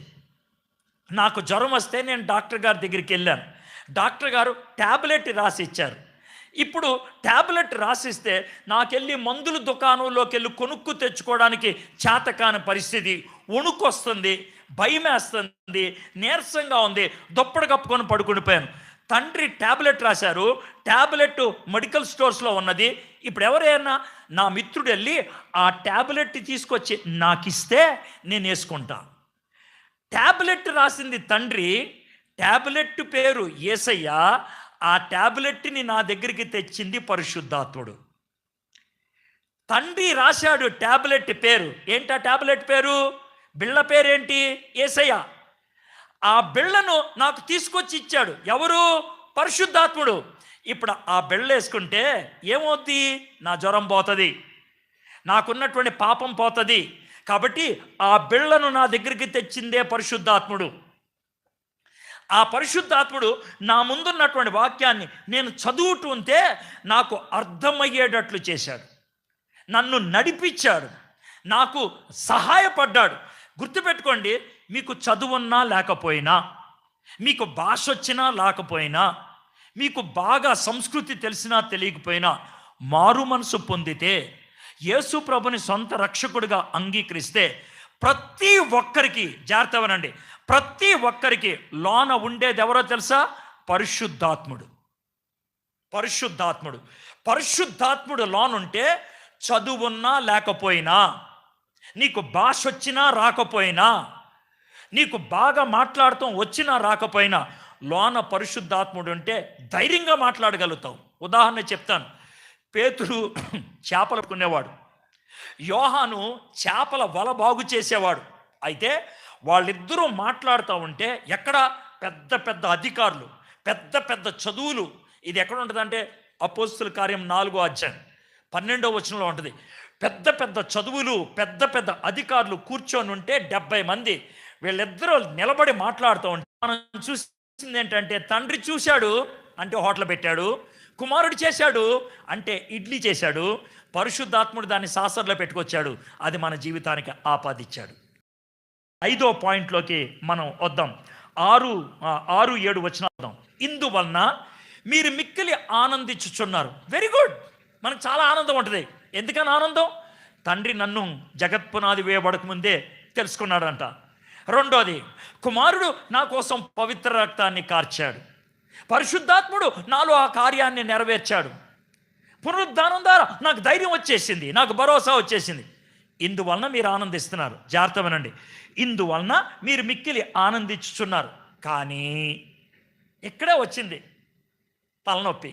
కానీ అవసరమును బట్టి నానా విధములైన శోధనల చేత ప్రస్తుతమున కొంచెము కాలము మీకు దుఃఖము కలుగుచున్నది. జాగ్రత్త వినండి, అవసరమును బట్టి నానా విధములైన శోధనల చేత ప్రస్తుతమున కొంచెము కాలము మీకు దుఃఖము కలుగుచున్నది. దుఃఖము వస్తే రావచ్చు అనలేదు, శ్రమ వస్తే రావచ్చు అనలేదు, శ్రమ వస్తుంది. గుర్తుపెట్టుకోండి, శ్రమ కొంతమందికి శరీరం మీద ఉంటుంది, కొంతమందికి మనసు మీద ఉంటుంది, కొంతమందికి సంబంధం మీద ఉంటుంది. ఒక్కొక్కరికి ఒక విధమైన, ప్రతి ఒక్కరికి విశ్వాసి అయిన తర్వాత పోరాటం అనేది ఉంటుంది. ఉదాహరణకి చెప్తాను. ఈ ప్రాంతంలో ఇదివరకు బాగా గంజాయి పెంచేవాళ్ళు, ఇప్పుడైతే కొంచెం లోనకెళ్ళి అక్కడ పెంచుతున్నారు. మీరు గంజాయి పెంచేవాళ్ళు, నేను గంజాయి తీసుకునేవాడిని. నేను చిన్న వయసు నుంచి కూడా గంజాయికి బానిస అయిపోయాను. చిన్న వయసు నుంచి కూడా ఇంజక్షన్లు పొడుచుకునేటువంటి వాడిని. అది నా బతుకు. డబ్బుల కోసమని, గంజాయి కొనుక్కోవడానికి డబ్బులు కావాలి కదా, చాలా చెడ్డ పనులు చేశాను. మా అమ్మగారి పెళ్లి చీర 20 రూపాయలకి తాకట్టు పెట్టేశాను. మా ఇంట్లో దొంగతనం చేసుకొని నేను వెళ్ళి ఇంజక్షన్లు కొనుక్కునేవాడిని. అంతేకాదు, మీరు కొన్ని సినిమాల్లో చూసి ఉంటారు, బట్టలు ఇప్పేసి లేకపోతే చిన్న చిన్న బట్టలు వేసుకొని అమ్మాయిలు క్లబ్బుల్లో డ్యాన్స్ వేస్తూ ఉంటారే, అలాంటి క్లబ్బులో నేను డ్యాన్స్ వేశాను అమ్మాయిలతో. ఎందుకని? డబ్బుల కోసం. అది నా బతుకు. ఎప్పుడైతే యేసు ప్రభుని సొంత రక్షకుడిగా అంగీకరించానో, మందు మానేయాలి, సిగరెట్ మానేయాలి, గంజాయి మానేయాలి, ఈ మత్తు పదార్థాలు మానేయాలి. శరీరం ఊరుకుంటుందా? ఒప్పుకుంటుందా? ఇది పోరాటం, ఇది శ్రమ, ఇది పోరాటం, ఇది శ్రమ. కొంతమందికి కొన్ని మానేయటానికి శ్రమలు ఉంటాయి. అయితే అది ఎప్పుడు ఉందా? లేదు, కొంచెం కాలమే. నాకు ఒక అమ్మాయితో ప్రేమ సంబంధం ఉండేది. మీరు అంటారు కదా గర్ల్ ఫ్రెండ్ బాయ్ ఫ్రెండ్ అని. నాకు అప్పుడు ఒక గర్ల్ ఫ్రెండ్ ఉండేది. నేను యేసు ప్రభుని అంగీకరించిన తర్వాత కొన్ని రోజులకు అర్థమైంది, ఇలాంటి పిచ్చి పిచ్చి వేషాలు వేయకూడదు అని, ఇలాంటి గర్ల్ ఫ్రెండ్లు బాయ్ ఫ్రెండ్లు ఉండకూడదని. మీలో కొంతమంది ప్రేమలో పడ్డ వాళ్ళు ఉంటారు కదా, మీకు బాగా అర్థమవుతుంది. మీలో కొంతమంది ప్రేమలో ఉండుంటారు కదా, బాగా అర్థమవుతుంది. ఏ గొడవ లేకుండా, ఏ సమస్య లేకుండా నేను నీతో రేపు నుంచి మాట్లాడను అనంటే ఏ అమ్మాయి ఊరుకుంటుంది? గొడవ అయిన తర్వాత వదిలేస్తే బాగానే ఉంటుంది. గొడవ లేదు, ఏమీ లేదు. ఏమైంది అని అంటే, నేను యేసుప్రభుని అంగీకరించాను అంటే యేసుప్రభుని అంగీకరిస్తే వదిలేస్తావా? అంటే యేసుప్రభుని అంగీకరించిన వాళ్ళు మోసం చేయొచ్చా? నన్ను పెళ్లి చేసుకుంటానన్నావుగా, ఎంతకాలం తిరిగావుగా, మరి ఎలా వదిలేస్తావు? ఇది పోరాటం. అయితే దాన్ని నేను ఎదుర్కోవాల్సి వచ్చింది. అమ్మాయిని ఒప్పించాల్సి వచ్చింది. నెమ్మదిగా అమ్మాయి నుంచి దూరం వచ్చింది. ఇది కొద్ది కాలమే. రకరకాలైనటువంటి శ్రమలు ఉంటాయి. కొన్ని శ్రమలు శరీరానికి సంబంధించింది, అది మందు ఆపేస్తే వచ్చింది. కొన్ని సమస్యలు మనసుకు సంబంధించింది, ఆ అమ్మాయిని వదిలేస్తే వచ్చింది. కొన్ని రోజుల దాకా నాకు నిద్ర పట్ల, కొన్ని రోజుల దాకా తినబుద్ధి అవ్వలా, కొన్ని రోజుల దాకా బాధలో ఉన్నాను నేను. కానీ అది అవసరం. మీకు చేతులు జోడించి చెప్తున్నాను, పవిత్రతలోకి రావటం అనేది పోరాటం. పవిత్ర జీవితం జీవించడం అనేది పోరాటం. ఒక్కొక్కరికి ఒకే విధమైనటువంటి పోరాటం ఉంటుంది. అందుకనే పేతురు భక్తుడు ఈ మాట రాస్తున్నాడు, ఇందువలన మీరు మిక్కిలి ఆనందించున్నారు కానీ అవసరమును బట్టి నానా విధమైన శోధనల చేత ప్రస్తుతమున కొంచెము కాలము మీకు దుఃఖము కలుగుతుంది. ఇది ఉండేది కొద్ది కాలమే. మీలో కొంతమంది ఆడవాళ్ళు ఆల్రెడీ ఇప్పటికే తల్లులు అయిపోయిన వాళ్ళు ఉన్నారు. మీకు అర్థమయ్యే భాషలో చెప్తాను. తల్లిగా అయిపోయినటువంటి మీకు ఇది బాగా అర్థమవుతుంది. ఎలాగంటే, మీరు నిండు గర్భిణి, 9వ నెల నిండిపోయింది, నెమ్మదిగా పురిటి నొప్పులు వస్తున్నాయి, మిమ్మల్ని గబగబా ఆసుపత్రికి తీసుకెళ్లారేమో, లేదా గబగబా మీ దగ్గరికి ఎవరైనా నర్సు వచ్చారేమో, మీ పొట్ట మీద నెమ్మదిగా నొక్కుతూ మీరు అరుస్తుంటే మిమ్మల్ని అనే మాట ఏంటి తెలుసా? కొద్దిసేపే అమ్మ, కొద్దిసేపే. మీరు భయంకరమైన బాధతో అరుస్తూ ఉంటారు, చెప్పనాశక్యమైన బాధ. ఆ బాధలో నీ కడుపులో ఉన్న బిడ్డని బయటకు తోస్తూ ఉన్నప్పుడు ఎంత నొప్పి వచ్చినా, ఎంత బాధ వచ్చినా బయటోళ్ళు అనే మాట ఏంటి తెలుసా? కొద్దిసేపటికి బిడ్డ పూర్తిగా బయటకు వచ్చిన తర్వాత ఇప్పుడు దాకా అరిచావు, ఇప్పుడు దాకా ఏడ్చావు, ఒక్క క్షణంలో ఏడుపు ఆగిపోతుంది. ఎందుకని? దాన్నే ప్రసవ వేదన అన్నాడు పౌలు భక్తుడు. విశ్వాస పోరాటంలో, విశ్వాస జీవితంలో ప్రసవ వేదన లాంటి పరిస్థితులు మనకు ఉంటాయి. ఆ నొప్పి మంచిదే, ఆ నొప్పిలోనే మనం విశ్వాసంలో ముందుకు వెళ్తాం. శ్రమ, నొప్పి కలుగుద్ది, నీకు కలుగుద్ది. అందుకనే మళ్ళీ చెప్తున్నాను, ఇందువలన మీరు మిక్కిలి ఆనందించున్నారు కానీ అవసరమును బట్టి నానా విధములైన శోధనల చేత ప్రస్తుతమున కొంచెము కాలము మీకు దుఃఖము కలుగుచున్నది. దుఃఖము కలుగుతుంది, ఇప్పుడుంది. ఇక్కడ ఉన్నటువంటి మీలో చాలామందికి రకరకాలైన దుఃఖాలు ఉన్నాయి. ప్రభు దగ్గరికి వచ్చినందుకు, విశ్వాసి అయినందుకు అయ్యిందేమో, మీరు ఇదివరకున్న చెడు అలవాట్లు వదిలేయటం బట్టి అయ్యిందేమో, ఇదివరకున్న చెడు సంబంధాలు వదిలేబట్టు అయ్యిందేమో. ఆ దుఃఖం మంచిదే, ఆ దుఃఖం మంచిదే. ఎందుకు మంచిది అన్నాడు? ఇప్పుడు చూద్దాం 7వ వచనం. నశించిపోవు సువర్ణము అగ్ని పరీక్ష వలన శుద్ధిపరచబడుచున్నది కదా, దానికంటే అమూల్యమైన మీ విశ్వాసము ఈ శోధనల చేత పరీక్షకు నిలిచినదై యేసుక్రీస్తు ప్రత్యక్షమైనప్పుడు మీకు మెప్పును మహిమయు ఘనతను కలుగుటకు కారణమగును. నశించిపోవు పరీక్ష వలన శుద్ధిపరచబడుచున్నది కదా. అరకు వ్యాలీ ప్రాంతంలో బాక్సైట్ ఎక్కువ దొరుకుద్ది. కిరోండోల్ ఆ ప్రాంతంలో మీకు ఇనుం ఎక్కువ దొరుకుద్ది. ఇనుంకి బంగారానికి ఒక తేడా ఉన్నది.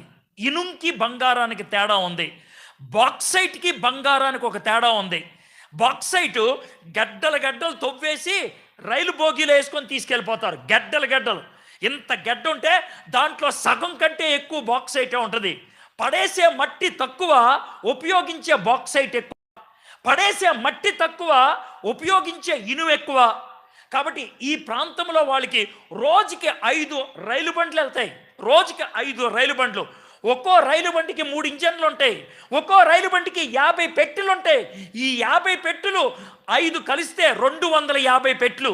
అలాంటి 5 రోజులు కలిస్తే అంత ఇనుము ఉంది, దాంట్లో అంత ఉపయోగం ఉన్నది. అయితే నేను బెంగుళూరు పట్టణం నుంచి వస్తున్నాను. మా బెంగుళూరు పట్టణానికి 100 కిలోమీటర్ల దూరంలో ఒక ఊరు ఉంటుంది. ఆ ఊరి పేరు బంగారుపేట. ఆ ఊరికి బంగారుపేట అని ఎందుకు పెట్టారంటే, ఆ ఊరు బయట ఇక్కడ మీకు తవ్వితే బాక్సైట్ ఎలా వస్తుందో, ఇక్కడ మీరు తవ్వితే ఇనుము ఎలా వస్తుందో, అక్కడ వాళ్ళు తవ్వితే బంగారం వస్తుంది. అవునా సార్, అక్కడ నుంచి రైలు పట్టాలు వేసుకుందాం అనొద్దు. ఎందుకంటే బంగారు రైలు పట్టాల్లో తీసిరారు. చర్చి పక్కన ఎంత పెద్ద మట్టి దిబ్బ ఉంది. మట్టి దిబ్బ అంటే తవ్వి వేస్తే వచ్చిన మట్టి దిబ్బ. అది కొండ కాదు, కానీ కొండంత మట్టి దిబ్బ ఉంది. నేను చర్చికి వెళ్ళి మాట్లాడి బయటకు వచ్చిన తర్వాత, ఏంటయ్యా ఇంత మట్టి దిబ్బ ఉంది ఎక్కడ అని అంటే, సార్ ఈ పక్కన బంగారు గని ఉండేది సార్, ఆ గని తవ్వితో వచ్చిన మట్టి.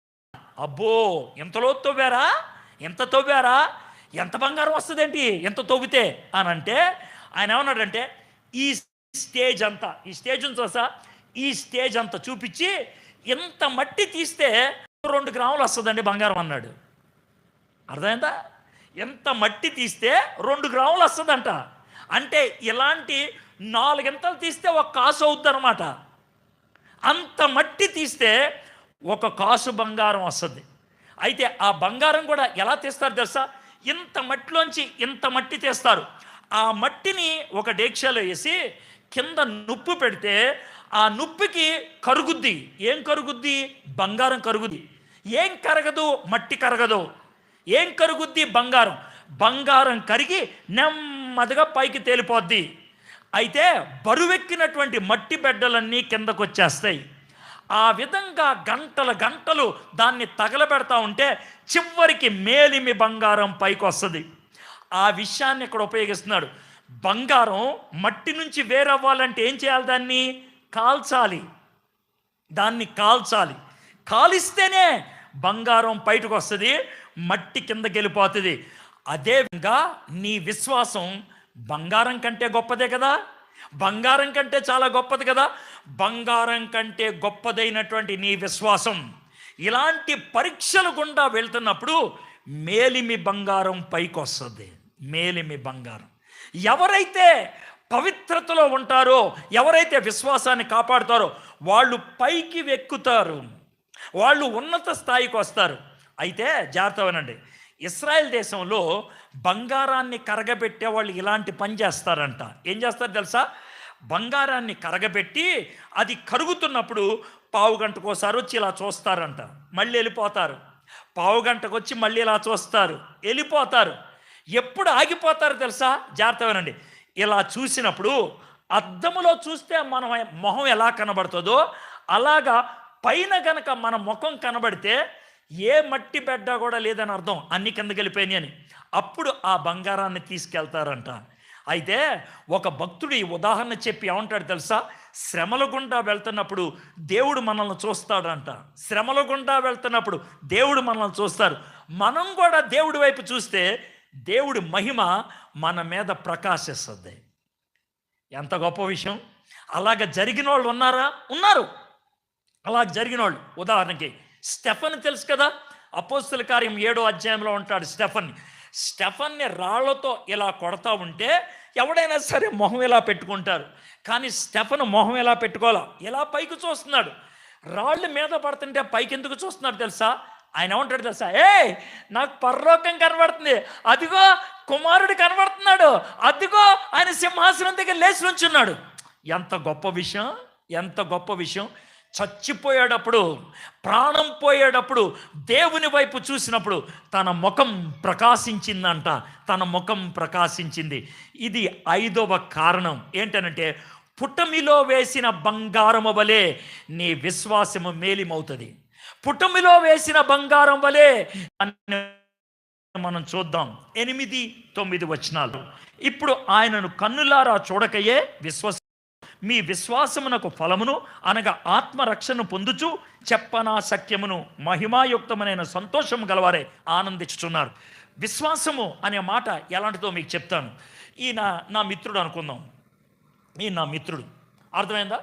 ఈయనతో నేను ఒకవేళ అరే నా దగ్గర 500 ఉన్నది అని అన్నాను అనుకో, అరే నా దగ్గర 500 ఉంది అని అన్నాను అనుకో, మీ ఇద్దరం గలీజ్గాళ్ళం, పనికి మాలిన వాళ్ళం అనుకుందాం, అంటే తాగి తందనాలు అడిగే బ్యాచ్ అనుకుందాం.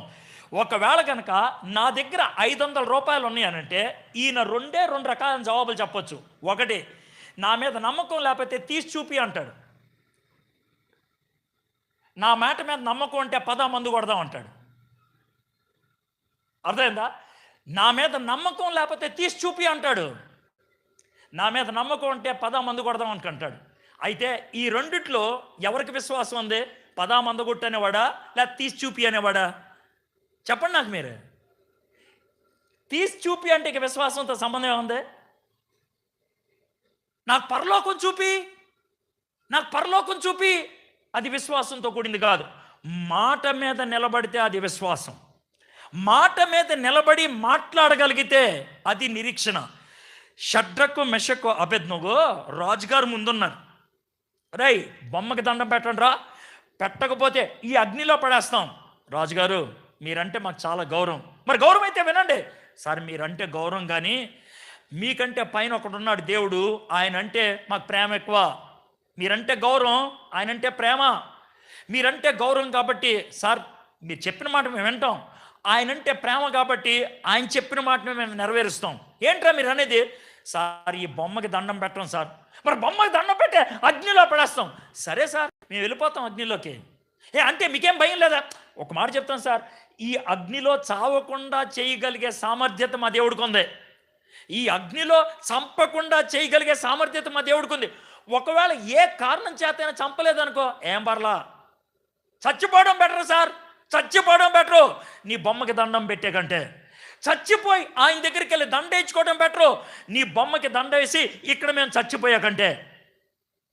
అది నిరీక్షణ అంటే, అది విశ్వాసం అంటే.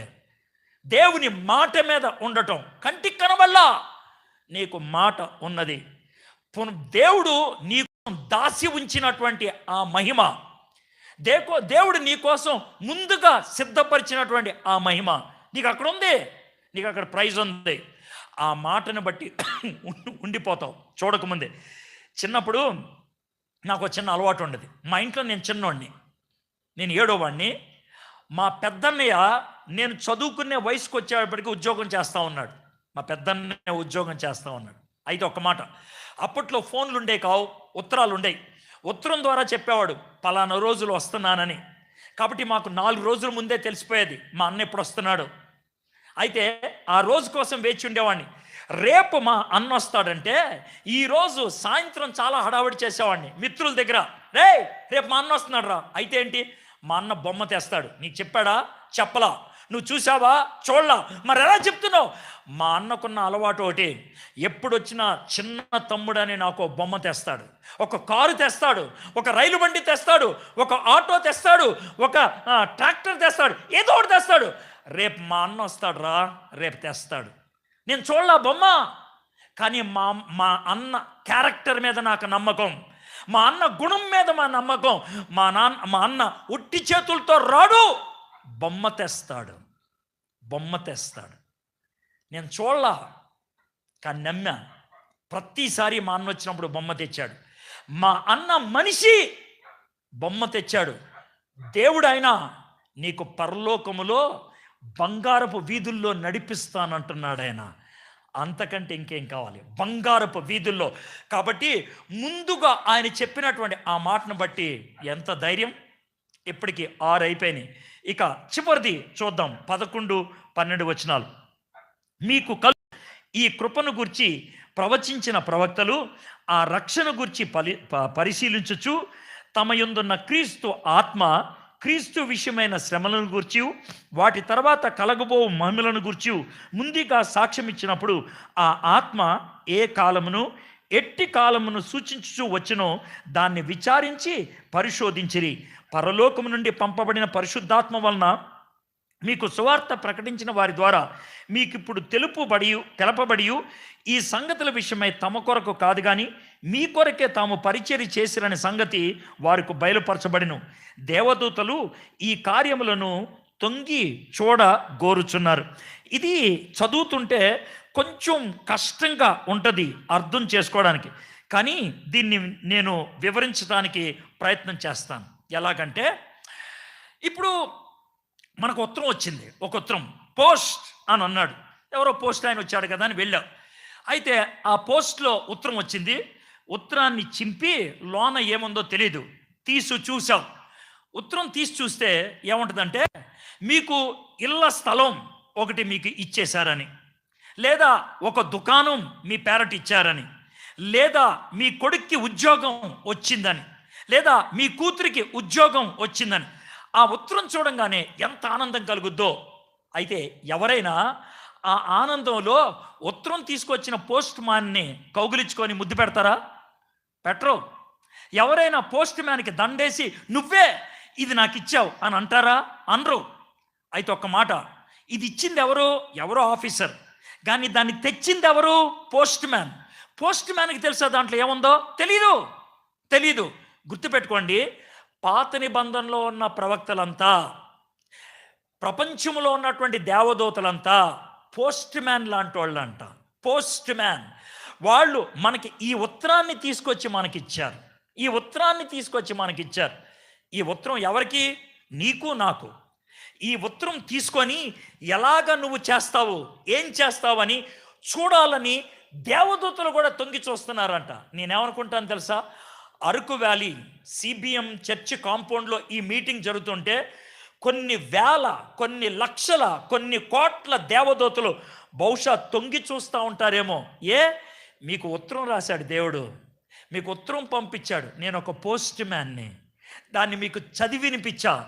ఆ ఉత్తరాన్ని బట్టి మీరేం చేయదలుచుకున్నారు?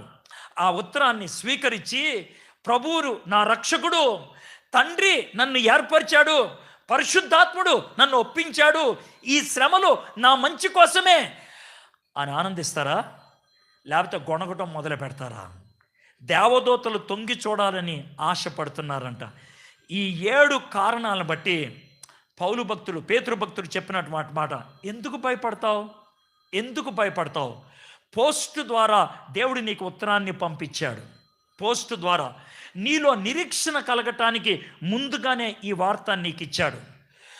పుటమిలో వేసిన బంగారం వలె నీ విశ్వాసాన్ని ఆయన పరీక్షిస్తున్నాడు. పరిశుద్ధాత్మ ద్వారా నీలో కార్యము జరిగిస్తున్నాడు. పునరుద్ధానం ద్వారా నీకు భరోసా పుట్టిస్తున్నాడు. పవిత్రమైన రక్తం ద్వారా నిన్ను శుద్ధినిగా చేస్తున్నాడు. పుట్టక ముందే నిన్ను ఏర్పరచుకున్నాడు తండ్రి. ఇంతకంటే నీకేం కావాలి? ఈ రాత్రి ఇక్కడ కూర్చున్నటువంటి ప్రతి ఒక్కరితో నేను చెప్పగలిగేటువంటి మాట ఇదే. మీ విశ్వాసాన్ని చివరిదాకా కాపాడుకోగలుగుతారా? నేను ఒక చిన్న సన్నివేశం చెప్పి ముగిస్తాను. ఇది చాలా సంవత్సరాల క్రితం జరిగింది. 1850 సంవత్సరాల క్రితం జరిగినటువంటి విషయం. అప్పుడు క్రైస్తవుల్ని చిత్రహింసలు బాగా చేస్తున్నారు. ఒక చిన్న పాప, ఆ పాప పేరు బ్లాండినా. చిన్న పాప. ఎంత చిన్నదంటే ఆ అమ్మాయికి 16 ఏళ్ళు. ఆ అమ్మాయి 14 ఏళ్ళు అప్పుడు యేసు ప్రభుని సొంత రక్షకుడిగా అంగీకరించి బాప్తీసం తీసుకున్నది. ఆమె గిన్నెలు తోముకునేది. చాలా పేదది. అంటే ఆమెను పోలీసులు వచ్చి తీసుకొని వెళ్ళిపోయారు. ఎందుకనంటే యేసు ప్రభుని దేవుడు అని ఒప్పుకుంది కాబట్టి, యేసు ప్రభుని రక్షకుడు అని అంగీకరించింది కాబట్టి ఆమెను ఎత్తుకొని వెళ్ళిపోయారు. ఆమెను తీసుకొని వెళ్తుంటే మిగిలిన వాళ్ళంతా చూసి, అయ్యో బ్లాండినా చిన్న పాప, చాలా బలహీనంగా ఉంటుంది, పోలీసులు తీసుకెళ్ళిపోతున్నారు, ఆమెని కొట్టి చంపేస్తారనమాట అనుకున్నారు. ఒకరోజు అయింది, 2 రోజులైంది, మర్చిపోయారు. చచ్చిపోయిన ఉంటుందిలే బ్లాండినా అనుకున్నారు. 10 రోజులైన తర్వాత ఒక ఆయన గొట్టం తీసుకొని పొద్దున్నే అరుస్తున్నాడు. అంటే వినండి, ఏంటి అరుస్తున్నాడు అని వింటే, బ్లాండినాని ఈరోజు పొద్దున్న 9 గంటలకి మనకి గ్రౌండ్ ఉందే, గ్రౌండ్లో బ్లాండినాని చంపేస్తాం, వచ్చి చూస్తారా? అందరికీ ఆశ్చర్యం. 10 రోజుల దాకా బ్లాండినా కష్టాలను ఎదుర్కొందా, 10 రోజుల దాకా చిత్రహింసలు ఎదుర్కొందా, ఎలా ఉంటుందో చూద్దామని పొద్దున్నే 9 గంటలకి అందరూ గ్రౌండ్కి వచ్చారంట. మధ్యలో ఒక దూలాన్ని పాతి కేసి బ్లాండినాని కట్టేశారంట. బ్లాండినా ఇలా పైకి చూస్తుంది. చుట్టూ అందరూ కూర్చొని చూస్తూ ఉన్నారు ఏం జరుగుద్దా అని. ఈలోగా ఏం చేశారు తెలుసా? 25 సింహాలు ఒక్కసారిగా బ్లాండినా మీదకు వదిలారంట. వాళ్ళ ఉద్దేశం ఏంటి తెలుసా? ఈ 25 సింహాలు బ్లాండినా మీద పడి, ఒక సింహం కాలు, ఒక సింహం చెయ్యి, ఒక సింహం తలకాయ ముక్కలుగా చేసుకొని 2 నిమిషాల్లో బ్లాండినాను మొత్తాన్ని తినేస్తే ప్రజలందరికీ భయం కలుగుద్దని, ఎప్పుడైతే సింహాలు వస్తున్నాయో అందరూ కూడా బిక్కుమంటూ అలాగా ఉన్నారు. సింహాలన్నీ బ్లాండినా దగ్గరకు వచ్చాయి. దానియేలు సింహం బోన్లో ఉన్నప్పుడు సింహాలు ఏం చేసాయో మనకు తెలియదు, ఎవరు ఏం చేశారో మనకు తెలియదు. కానీ బ్లాండినా విషయంలో మాత్రం అందరూ చూస్తున్నారు. 25 సింహాలు వచ్చి బ్లాండినా కాళ్ళ దగ్గర కూర్చుండిపోయాయి. ఎవడో అన్నాడంట, సార్ సింహాలకి కడుపు నిండితే దేన్ని ముట్టుకోవని. సరే పోనీరా, కొద్దిసేపు ఆగుదాం, ఆకలేస్తే తింటాయేమో అని పొద్దున్నుంచి సాయంత్రం దాకా చూశారు. ఏ సింహం కూడా కదలలేదు. లాభం లేదని సింహాలని లోనకు తోలేసి ఏం చేశారంటే, ఇలాంటి ఒక ఇనప కుర్చీ తెచ్చారు. ఇక్కడ బట్ట ఉంది, అలా కాదు, ఇనప కుర్చీ కింద కట్టెలు పెట్టి మంట పెట్టారు. కొద్దిసేపటికి ఈ కుర్చీ అంతా ఎర్రగా అయిపోయింది. దాని మీద బ్లాండినాను కూర్చోపెట్టారంట. ఈ కిందంతా కాలిపోయి యేసయ్యా అని అరిసిందంట. అప్పుడు అరుస్తుంటే ఆ మీదకి ఒక దున్నపోతిని పంపించారంట. దున్నపోతి బ్లాండినా అరుస్తుంటే దున్నపోతికి ఏం చేయాలో అర్థం కాక బ్లాండినాని కొమ్ములతో ఎత్తి ఇసిరేసిందంట. బ్లాండినా నొప్పుల్లో పడి 2 నిమిషాల్లో యేసయ్యా అని అరిసి చచ్చిపోయిందంట. అయిపోయింది, బ్లాండినా చచ్చిపోయింది. పరలోకంలోకి వెళ్ళినప్పుడు ఏం జరిగిందో నాకు తెలియదు, బహుశా ఇలా జరిగి ఉంటుంది. పరలోకంలోకి బ్లాండినా వెళ్ళంగానే పేతురు, యోహాను, పౌలు ఇలాంటి వాళ్ళు బ్లాండినా దామ్మ ఎంత గొప్ప హతసాక్షివి, ఎంత గొప్ప విశ్వాసాన్ని ప్రదర్శించావని మెచ్చుకొని ఉంటారు.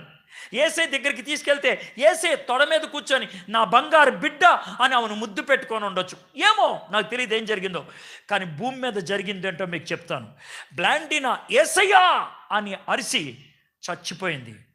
ఒక 2 నిమిషాలు స్టేడియం అంతా కూడా, గ్రౌండ్ అంతా కూడా మౌనంగా ఉండిపోయారు.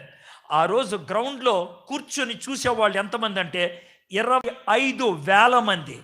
25,000 మంది చుట్టూ కూర్చుంటే బ్లాండినా మధ్యలో చచ్చిపోతే 2 నిమిషాలు మౌనంగా ఉన్న తర్వాత, 2 నిమిషాల తర్వాత ఎవరో చెప్పినట్లు ఒకళ్ళ తర్వాత ఒకళ్ళు 25,000 మంది లేచి నిలబడ్డారంట. 25,000 మంది చేతులు పైకెత్తారంట. 25,000 మంది ఒకే ఒక మాట చెప్పారంట, బ్లాండినా నమ్మిన యేసయ్యనే నేను కూడా నమ్ముతున్నాను. బ్లాండినా నమ్మిన యేసయ్యనే నేను కూడా నమ్ముతున్నా. ఒక్క బ్లాండినా మంటలో కాలి చచ్చిపోయింది. 25,000 మంది తిరిగి జన్మించారు. నా చావు ఇంకొకడికి జీవాన్ని ఇచ్చేదైతే బతుకుండటం కంటే చచ్చిపోవటం మేలు. విశ్వాసం చివరిదాకా కాపాడుకునే స్థాయి మనకు రావాలి. చేతులు జోడించి మిమ్మల్ని అడుగుతున్నాను, చేతులు జోడించి మిమ్మల్ని బ్రతిమలాడుతున్నాను. రానున్న దినాలలో పరిస్థితులు బాగో, క్రైస్తవుల్ని హింస పెడతారు, ఇబ్బందులు వస్తాయి. విశ్వాసాన్ని కాపాడుకుందాం. మనం పోరాటం చేసేవాళ్ళం కాదు, తిరిగి మనం కక్ష సాధించే వాళ్ళం కాదు, నిలబడి విశ్వాసాన్ని కనపరిచేవాళ్ళం. ఆ విధంగా విశ్వాసాన్ని చివరి వరకు కాపాడుకోవాలని ఇష్టపడుతున్నావా? అదే నీ కోరిక? ఆలోచించు. తలంచండి, కళ్ళు మూసుకోండి. దయచేసి ఈ సమయంలో ఎవరు లేవద్దు. నేను ఒక్క 2 నిమిషాల్లో ముగిస్తాను. 2 నిమిషాల్లో. తండ్రి, నువ్వు పుట్టక ముందే నీ పేరు పలికాడు, అందుకే ఈరోజు ఇక్కడ కూర్చున్నాం. కుమారుడు పవిత్ర రక్తాన్ని కార్చి నిన్ను పరిశుద్ధంగా చేశాడు. యేసయ్య పునరుద్ధానం ద్వారా నీకు భరోసా ఇచ్చాడు. పరిశుద్ధాత్ముడు ఆ కార్యాన్ని జీవితంలో సఫలం చేశాడు. పుటమిలో వేసిన బంగారం వలె నీ విశ్వాసం పరీక్ష గుండా వెళ్తుంది. దేవుడు నీకు ఇచ్చినటువంటి భరోసాను బట్టి పటిష్టమైన విశ్వాసాన్ని కలిగి ఉంటున్నావు. 7వది, పోస్ట్ ద్వారా దేవుడు నీకు తన ఉద్దేశాన్ని బయలుపరిచాడు. 7 కారణాలు నువ్వు ధైర్యంగా ఉండటానికి, 7 కారణాలు నువ్వు భరోసా కలిగి ఉండటానికి. ఉంటావా? అంతం వరకు విశ్వాసంతో ఉంటావా? శ్రమలు వచ్చినా, కష్టాలు వచ్చినా, ఇబ్బందులు వచ్చినా, నీ ప్రాణం తీయటానికి ఎవరైనా ప్రయత్నించినా దేవుణ్ణి విడిచిపెట్టకుండా ఉంటావా? దేవుణ్ణి విడిచిపెట్టకుండా ఉంటావా? ఈ రాత్రి మిమ్మల్ని అడుగుతున్నాను. నేను చిన్న ప్రార్థన చేసి ముగిస్తాను. అదేవిధంగా తలొంచి మీరు ఆలోచిస్తూ ఉండండి. ఒక చిన్న మాట చెప్తున్నాను. ఈ రాత్రి మీలో ఎవరైనా ఇలా చెప్తారా? అయ్యా, చివరి వరకు నా విశ్వాసాన్ని దేవుని సహాయంతో కాపాడుతాను. నేను చివరి దాకా నా విశ్వాసాన్ని దేవుని సహాయంతో కాపాడుతాను. నేను పరుగు పందెంలో చచ్చిపోయినా పర్లేదు, కానీ విశ్వాసాన్ని పోగొట్టుకో. ఎన్ని శ్రమలు వచ్చినా, ఎన్ని కష్టాలు వచ్చినా నా విశ్వాసంలో ముందుకెళ్తాను. ఇదే నా నిర్ణయం. ఈ రాత్రి మీలో ఎవరైనా ప్రాణం పోయేదాకా విశ్వాసాన్ని వదిలిపెట్టను, అలాంటి నిర్ణయం తీసుకున్న వాళ్ళు ఎవరైనా ఉన్నట్లయితే